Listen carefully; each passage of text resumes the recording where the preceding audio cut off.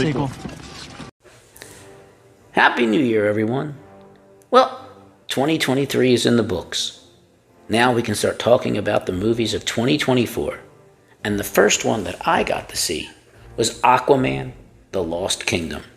Now, I know what you're thinking. I've said multiple times I'm avoiding superhero movies.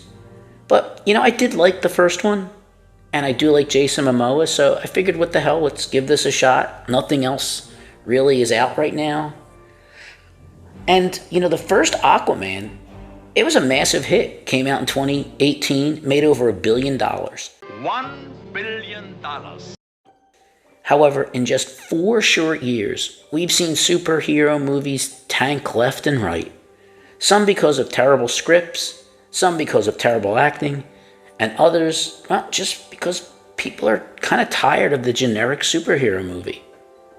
So, what do we have here? Is Aquaman The Lost Kingdom a possible massive hit? Or does this movie shit the bed? Well, before we answer that, let's talk a little bit about the plot to the movie Aquaman The Lost Kingdom. Tell me more.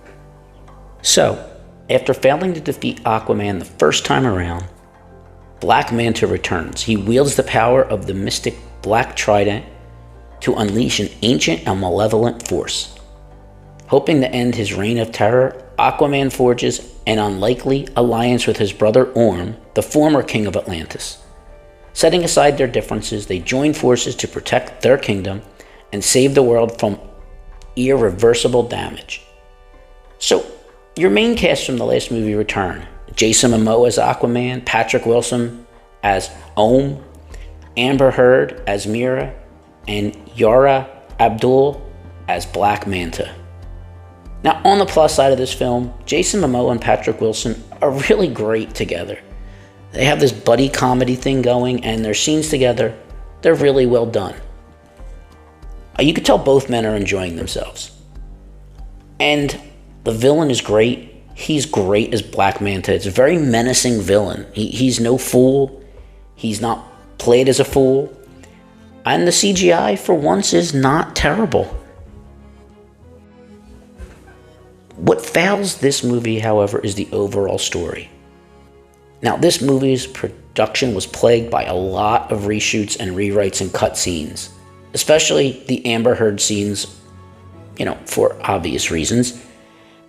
And it kind of makes the film a bit muddled and disjointed. Like, she's in the very beginning and at the very end, and you can tell, they cut her out of a lot of the film because she's not a very likable person. It's not a terrible film, but it's just like so many of these recent DC movies. It's just very forgettable.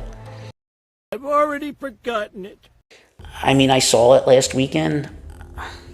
I'm already struggling to remember a lot of the plot points. I can't say it's bad. I won't say that. If you have nothing else to do, nothing else to see, and you're okay with a generic superhero movie, okay, fine, go see it. But bottom line, with a slow and boring plot, it just fails to live up to its predecessors, despite some charisma coming from its main cast. And if this is the way the DCU goes out, well, it goes out not with a bang, but with a whimper. So to answer the question, yes, this movie will lose a lot of money, and it absolutely shit the bed.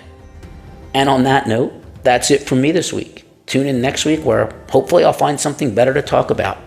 So click that like button, respond, leave a comment, share this video with friends and enemies alike. And as always, I thank you for giving me your valuable time, and I'll see you next week. Take care.